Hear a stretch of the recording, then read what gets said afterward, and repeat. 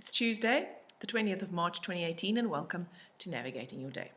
In Jin Jitsu, safety energy lock number 20 came into the universe meaning everlasting or eternity. And safety energy lock number 20 is located here on the frontal eminences, either side of this sixth chakra or the brow chakra or the third eye, which is also located between the eyebrows. So 20 is, when safety energy lock number 20 is in harmony, then we connect to that part of ourselves that is everlasting and eternal. It's also the safety energy lock directly above the eye, and it's associated, as I said, with the third eye. So in other words, it opens our vision to move beyond the limited five-sense, three-dimensional vision that we have here in this incarnation into an expanded cosmic vision. So that can be an expanded vision of yourself, an expanded vision of what you think God means, an expanded vision of how the world works, an expanded vision of the potential in other people and within yourself.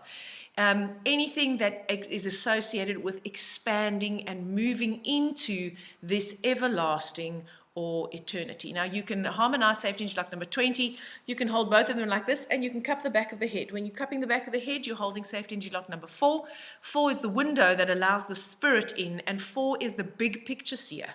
So 4 allows us to break the boundaries that keep us contained and to see the big picture, and 20 connects us to that universal source, or that cosmic, or that God's vision, or whatever you want to call it, okay? That greater vision, that vision that's associated with eternity and everlasting. So 20 is a 2, and remember 2 is also the number of wisdom. So 20 helps us to see that everything is always balanced. Support and challenge come together as a unit. You can't have one without the other.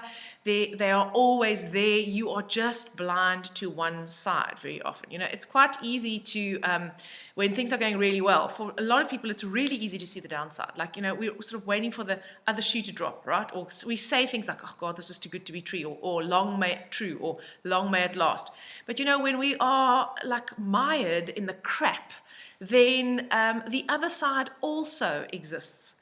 And it's difficult. It's difficult to see that because it's not something that comes naturally to us. So just remember, being able to find the positives or the focus or the benefits when things are not going well with you does not mean that your pain is not valid. It doesn't mean that you're not suffering. And it doesn't mean that what you think is a bad thing and that is painful is actually a good thing. It doesn't mean that. It's a neutral thing. But when your perception is so negative, you know, if this is sort of the middle ground, and down here is negativity and up here is positivity, when you're sitting down here and you cannot see that the playing field actually is level and that there is just as much support and challenge, then it's necessary for you to find the benefits, because that will help you to crawl out of the pit. And when you're riding high on the crest of the wave over here, the reason why you're anxious about the other shoe dropping is because the higher, the wiser part of you knows that actually, even though it appears to be amazing and awesome and just wonderful, it also has an equal and opposite amount of negativity, or it has a downside that's equal to the upside. I can hardly speak today by the sounds of things. Okay, so 20 is a 2. It helps us to see the balance. We have 2, 3, and 2 in the root of the life map today. So today we skewed in the element of water. We have more water, and we have 2 waters and a fire. This means that we have a wonderful opportunity to get in touch with our perceptions, to balance our perceptions, because they are the ones that cause the imbalanced and extremely swinging emotions. So we can connect to the emotion.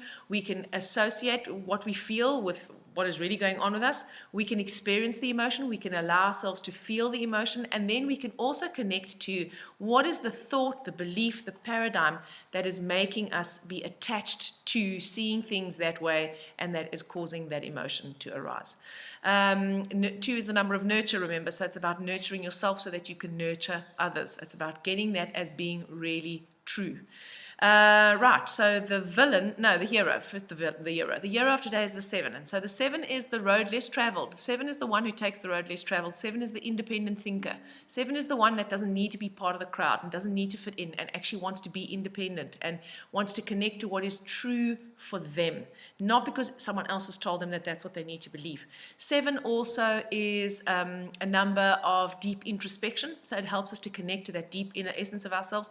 And 7 is very much regenerated by quiet, by nature, by time out. So if you really want to harness the power of the 7 in the hero position today, you will create some time and space for yourself, because that will help you navigate your day a whole lot more effectively and efficiently and with a lot less effort.